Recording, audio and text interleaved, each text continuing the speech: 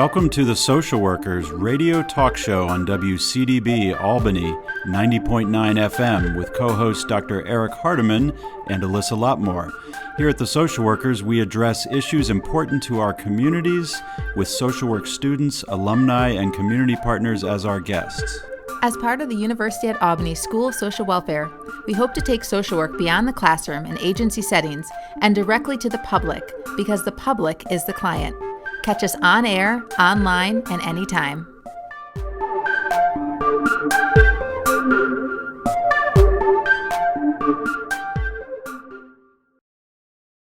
You're listening to WCDB Albany. Welcome back. This is the Social Workers live radio talk show where we broadcast about social work topics in the community. Welcome back, Alyssa, my co-host, Alyssa Lotmore. Hey, Eric, great to be here for our last show of the semester. It's getting a little chilly outside. So yeah, it's definitely our last show of the semester. Last of the semester, last of the calendar year. It's a little chilly, but it's not, we haven't had snow yet. So that's a good thing, right? We haven't had snow, but the temperatures will be dropping, which is really, this is why it's perfect timing for our guest today, because we're going to be talking about homelessness. And that's a huge, in the Northeast, being homeless in the winter when it's below zero outside, sometimes it's a big issue. So we're going to talk with an alum of our program who is working at St. Catherine's now in their homeless, the program that handles and deals with homelessness and works on intervention. So we're going to talk with Sarah today. Great. I'm going to go ahead and do the intro because I think that's a nice segue there. So Sarah Ryan is with us today. She's an alumna of the University at Albany. Sarah completed both her undergraduate and graduate degrees in social welfare here at the university. She has experience in the social work field with individuals experiencing homelessness, the elderly aging in place, school-aged youth, survivors of domestic violence, veterans, and individuals with substance use disorders. Her social work passions include food justice and access to housing. Sarah has worked in homeless services over the past 3 years at St. Catherine's, where she's now working as a supervisor for the Pathways to Health outreach team. The Pathways team uses the social determinants of health model targeting homelessness and housing insecurity, food insecurity, and ensuring appropriate access to the healthcare system. Using this model, the team has a goal of reducing health disparities amongst low and/or no-income individuals in the community. Sarah, welcome back to the University at Albany and welcome to the Social Workers Radio Show. Thank you so much for having me. Now, Sarah, we chatted a little bit before the show as you were talking about your program and how you got involved in working with the homeless population. So I'd love to start there because it's a really great story, at least I found, about how you were a social work student and this population was not one that sort of was an interest of yours originally. So can we start at the beginning, when you were a BSW student here at the University at Albany and how you got to where you are now? Sure. So as a transfer student at UAlbany, going to the social welfare program, in one of my very early classes, there was a professor that came in as a guest and had discussed with us the opportunity to get involved in a food justice program called Food Not Bombs. And so I, being new to the city, decided I would go check it out, not really sure what I was getting into or what that would look like. So doing so, I showed up and quickly got involved in this organization that was geared at providing vegan meals to individuals in the community as a community meal. So individuals of all walks of life sitting across from each other at the table, everyone working together to cook food, and just making sure everyone had access to this healthy food, and that everyone, despite what their eating preferences were or their inability to eat certain foods were, could come together and just sit and have a moment as a community. And I really fell in love with that because I got to know the individuals that we made food for really closely. And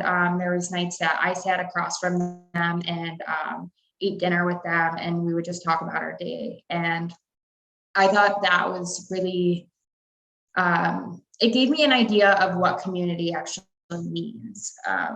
Because it was really bringing people together. And so some of those individuals that we were sitting across from, one of them that would come constantly was a doctor, where others were experiencing homelessness in the community and didn't know where they were going after the meal.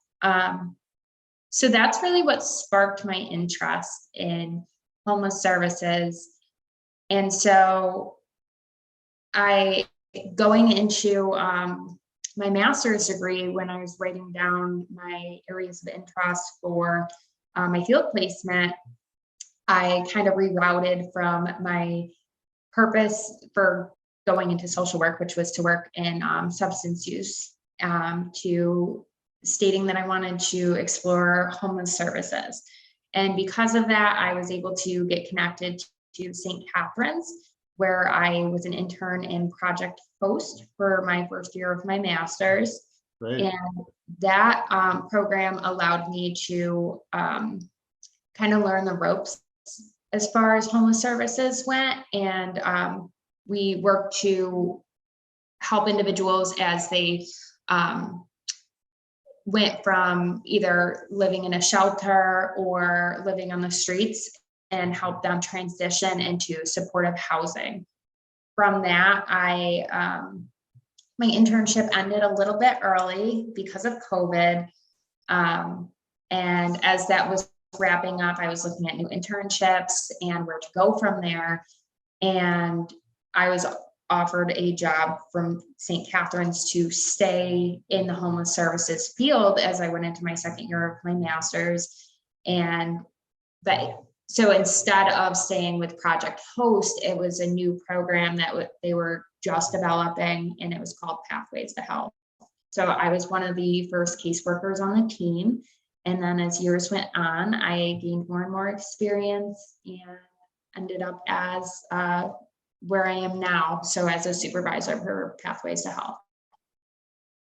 No, can you tell us a little bit more about what the Pathways to Health program is? I know you said it was a newer program when you were finishing your time at St. Catherine's, but what exactly is the goal or the mission of that program?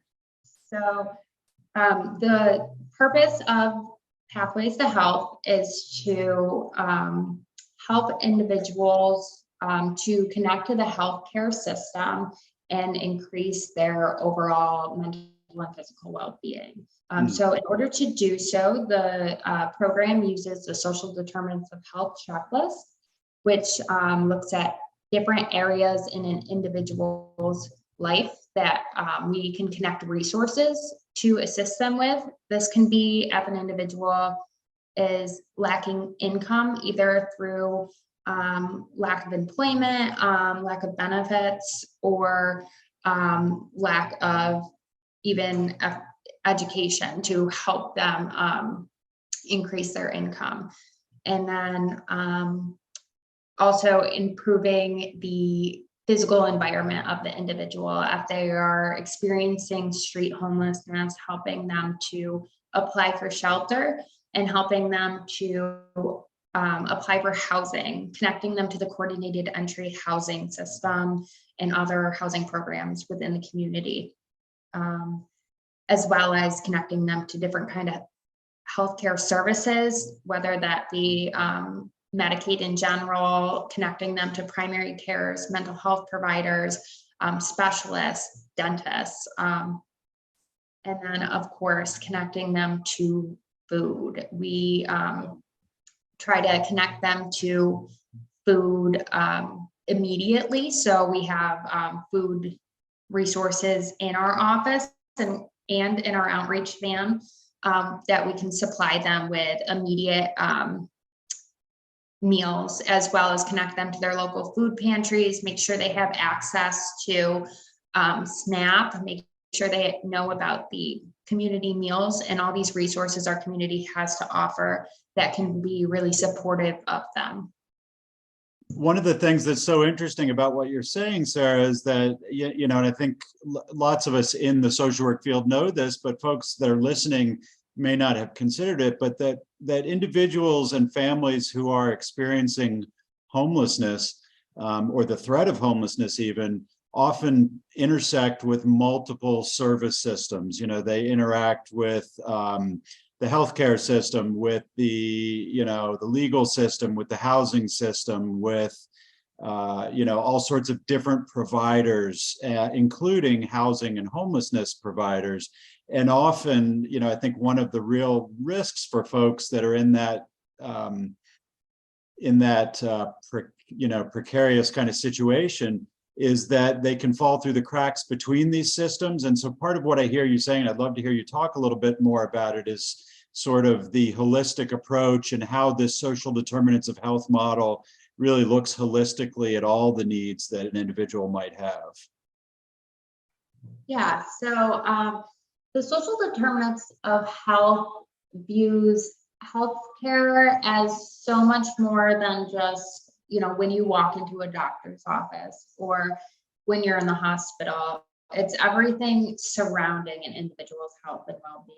It's looking at, does this individual have a safe place to live, right? Does this person have access to nutritious food? All these different pieces that you can put in place that will act as preventative care to increase an individual's mental and physical well-being in the long run. So I think that really looks at the entire individual rather than just like what is going on with their physical and mental health here in the now, but what are the contributors to those areas? How can we as systems influence an individual's well-being and reduce the health disparities we're seeing in the community? And in order to do so, we put resources in place, we create new resources, and we make sure individuals have access to those resources. And so what is the Pathways to Health outreach team?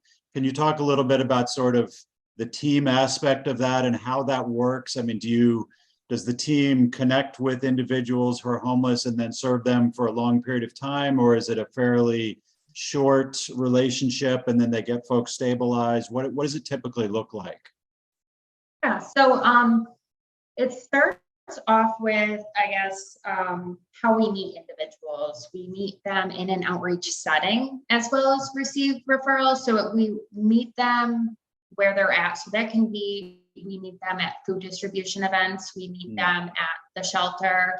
We meet them, we'll set up our van to do outreach where we will have brochures and health insurance applications and maybe some socks, underwear, coats, things that individuals experiencing homelessness could really use, such as feminine hygiene products, because those are really big in the community, or even just food. And we set up a table and allow individuals to come and talk to us about what their needs might be and if we can help and how we can help, and if we can't help, who can, and redirecting there. And then from there, we work with individuals on a 6-month timeline because of the outreach model. So by being outreach caseworkers, we are not staying with these individuals past the 6-month timeline unless it's considered necessary for their well-being, of course. But in that 6-month timeline, we are connecting individuals to resources. We're connecting them to food distribution. We're connecting them to health homes. We're connecting them to the housing applications, housing caseworkers. So we try to serve as an entry point for these individuals to have wraparound resources in the community. We work on setting up the primary care appointments, making sure they know where the primary care is. They have a way to get there. Some days we're teaching individuals how to ride in Medicabs or riding with them, helping them get cell phones so that they can call their Medicab, putting all these resources in place so that when our 6-month timeline with them is up, when we step back, they don't even need us anymore. They're out on their own and have these resources in place that were not previously there, that they can consistently access to help them improve their health. No, that seems like a really great program. It's definitely, I'm assuming you're not behind your desk very often, because it seems like you are really out in the community meeting individuals where they are. And that must present sometimes some barriers. I'm assuming going through the COVID pandemic, there was a lot of barriers to being able to reach individuals. What are some of the challenges with that you face in the program while you're trying to meet individuals where they are? Mm-hmm. So I guess in meeting individuals where they are, I mean, always making sure we create safe spaces for both the clients and ourselves, right? Making sure that if a client doesn't have access to adequate transportation to, get them to our office, we want to make sure we meet them where they're at, whether that be at the shelter, or if they're starting to work in the community. How do we make sure that we are accessible to them? So also creating spaces in which we can work with them on health related issues, but not spaces where their private health information can be overheard. So there is quite a few obstacles. However, we've also been working at, ways to get rid of those obstacles, whether that be using rooms in the shelter as places to meet. Some days we'll be just sitting in the park with individuals. Other days we're transporting individuals to and from appointments. It's just kind of on a case-by-case basis.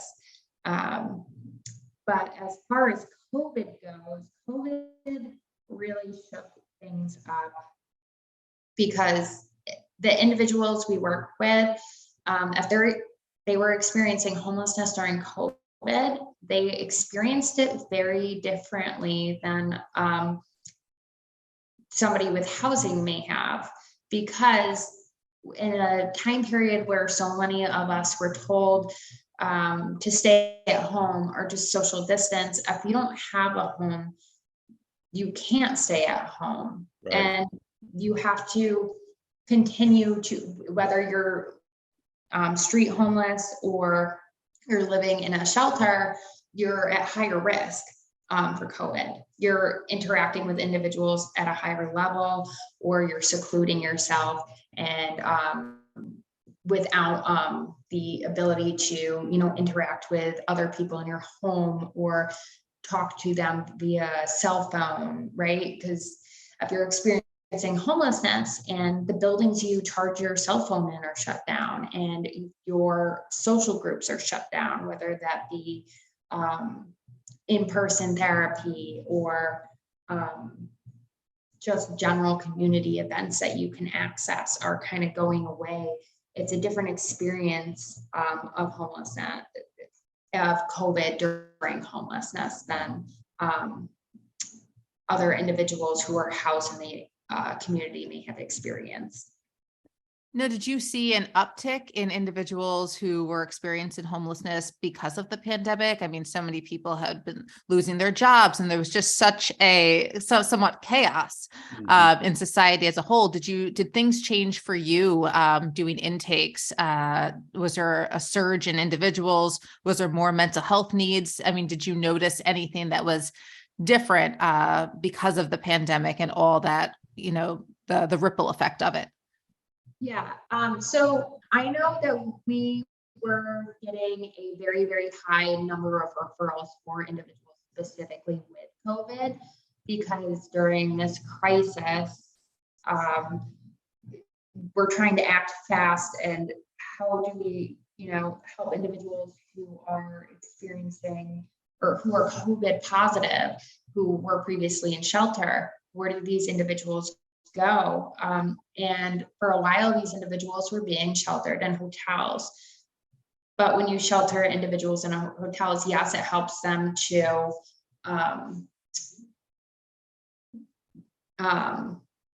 not be around other individuals. However, it also makes it difficult for them to receive any kind of services. So for a while, our program was doing med pickups for individuals and dropping them off outside of their hotel rooms and calling them after we got back in the van, or dropping off dinner to individuals, or a clean change of clothes, as these individuals would be placed in shelter, but they wouldn't have their resources with them. They would have come straight from the hospital or straight from a testing site, and they were kind of uprooted. And so that created, there was an uptick in our referrals because of that, because we're performing those services for them.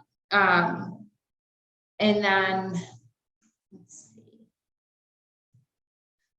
But it seems like your program was valuable. It was a critical resource for individuals because you helped in a way to help them navigate and at least provide some resources that were available that might not have been available to a person who, or they might not have known about them otherwise. So that ability to connect during COVID in that time of chaos, how you best could assist them. Yeah. Go ahead.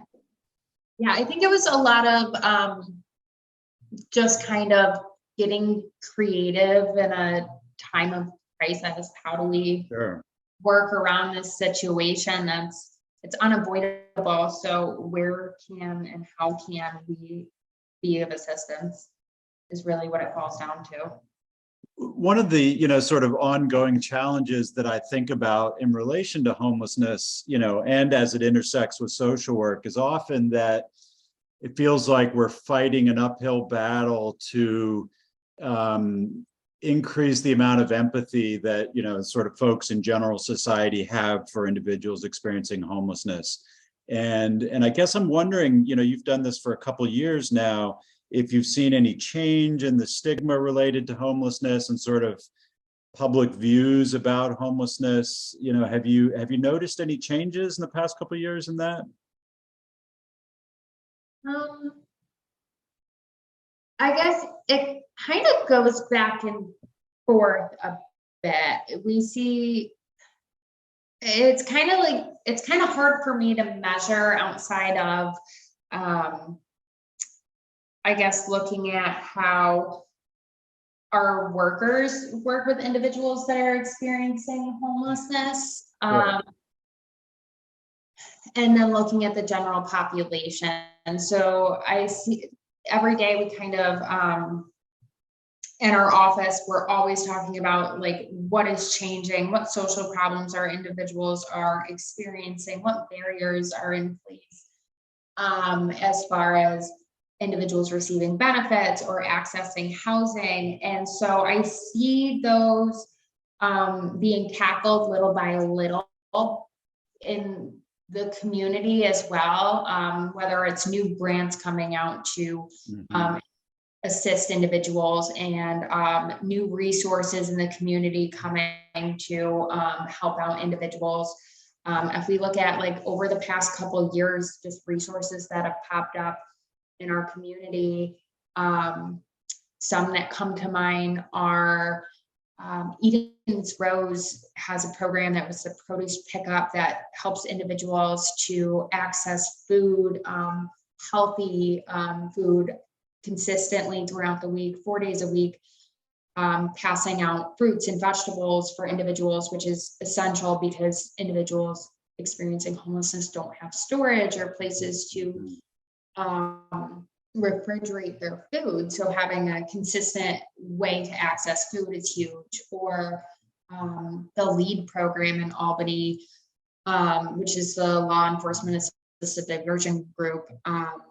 They have been working with individuals to divert individuals from the criminal justice system that are maybe experiencing fines or arrests for what is considered a crime, but is also associated with homelessness, right? Loitering, maybe taking food when you don't have money to have that resource, or things like not having access to restrooms, sleeping in public parks.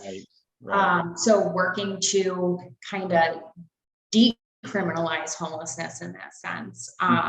So we've definitely seen a public reaction to homelessness in the way of creating these really beneficial programs for individuals. However, there's still a lot of stigma around homelessness. I think That's we have great. a lot Thank of you. ways to go. Yeah, it's helpful. I appreciate the response. Now, Sarah, when we think about healthcare in general, it seems like, from what you just explained, how there is not access to, store healthy foods. There's sometimes no place to, just take care of yourself if you're out on the street or if you're going from shelter to shelter. So how is housing related to healthcare? And is there any type of movement or advocacy for more resources for the homeless population to make sure, because their health is impacted every day that you don't have a home, every day that you don't have that secure place to stay? Is there any type of advocacy methods, or what else is your program doing anything else to sort of try to make this, break the stigma and make it where there are more resources and options for individuals who are in this time of, hopefully temporary without a home, or other ways that we can advocate for more resources? Mm-hmm. Yeah, I definitely see a kind of change in focus into looking at housing as a form of healthcare, because it's a preventative form of healthcare. And we're seeing programs develop around that. So housing, if we look at the hierarchy of needs, is one of the first things we need, right? We need a safe place. We need a safe shelter. We need a safe environment that allows for things like phones to connect to our doctors, that allow, and our social supports. It allows for heat and warmth to keep us from becoming ill. It allows us to store things such as medication, clothing, food, and it prevents against sickness in general, whether it be negative health outcomes in our mental or physical health, because you would have a stabilized housing arrangement. So when we look at that, there are quite a few programs as far as housing programs that are developing, and one of them is our program Host, which looks at if an individual is experiencing homelessness and they are experiencing or they have some kind of mental or physical health diagnoses to go along with it, how we care for this individual, and the intervention is housing. We assist them in getting into housing. We assist them with connecting to providers in a way that helps them transition out of homelessness and into this not only housing, but this healthy environment that can support them in the long run. Yeah, it's the other thing about homelessness is it's a really complex problem. I mean, it's not just the lack of housing, but as you put it, it's all these other social determinants of health. It's access, it's barriers, it's stigma, it's the amount of resources in a given community and the ability to access those resources. And so it's a really complex problem, and in some ways needs a really complex solution. or set of interventions. And the work you're doing, it just sounds so impressive, Sarah, and it sounds like you're really, that your Pathways program is really making a difference. Thank you. We really appreciate that. Now, Sarah, is there anything that you would like the general audience to know, or listeners to know about maybe how they could help if there's donations accepted somewhere? I know you said that there's a need for things like feminine products, underwear. Is that something that individuals can make a donation to? Or what else can we do if we want to support, especially as we're going into winter and we know that, you know, it's cold here in the Northeast? What else we could do to offer support? Yeah, so one of the big things that we started last year, and we're really excited to get rolling this year, will be our glove and coat drive. For individuals experiencing homelessness, these items are essential, and a lot of individuals may have some laying around the back of their closet. If that happens to be you, and you do have something you feel you could donate, we will be setting that up in the next month, and you can keep an eye out on our social media for the posts regarding all of our pickup locations. As well as if you are at the mall and you would like to donate a gift to a family or child in need, we also have a gift bin at the local malls where we help to link individuals in the community who may not have the funds for it to Christmas presents. Great. Well, Sarah, I want to thank you so much for coming on and just talking about your experience as a student going into working with this population, and then all the work that you've been doing these past few years in the Pathways to Health program. I think it's a critical program, and you explained so much about the barriers that individuals who are, currently homeless take every day, with the lack of resources, and your program working to connect them with things like doctors' offices and just food and transportation. You do so much, and it's really an asset. And we thank you for that. Thank you so much for having me. Pleasure.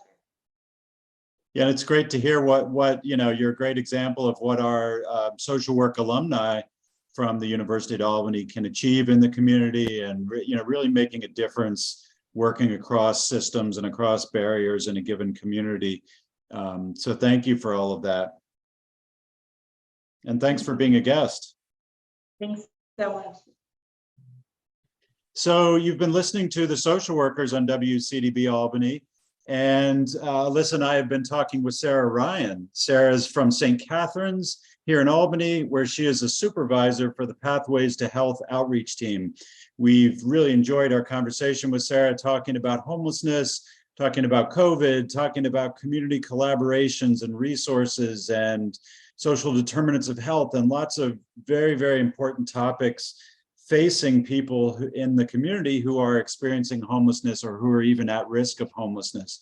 So thanks again, Sarah, for your wisdom and for the hard work that you're putting in. And thanks for being our guest. We hope we'll have you back at some point down the road.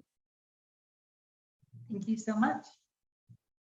Alyssa, do you want to anything else to add here at the end? Should we remind listeners where to find us? Yeah, you can find us online. If you search the Social Workers Radio Talk Show, you'll find us on the Simplecast website. And you can also follow us on Facebook and Twitter, mostly Twitter, with our handle Social Workers FM. And it is the end of the semester, so we will be taking a short break, but we'll be back at the start of the semester, most likely in February. Lots of guests lined up, lots of great topics. If you're tuning in for the first time, the show airs on Thursday mornings on WCDB from 10 a.m. to noon. But there are also ways, as Alyssa just pointed out, to hear the show electronically in archive format. And, we would love for you to get in touch if you have topics you want to talk about, if you have questions you want to ask, if you want to be part of the conversation related to the social workers and social work topics in the community. We're always, excited to talk about them. So please feel free to reach out through our social media. Thanks for listening to WCDB Albany.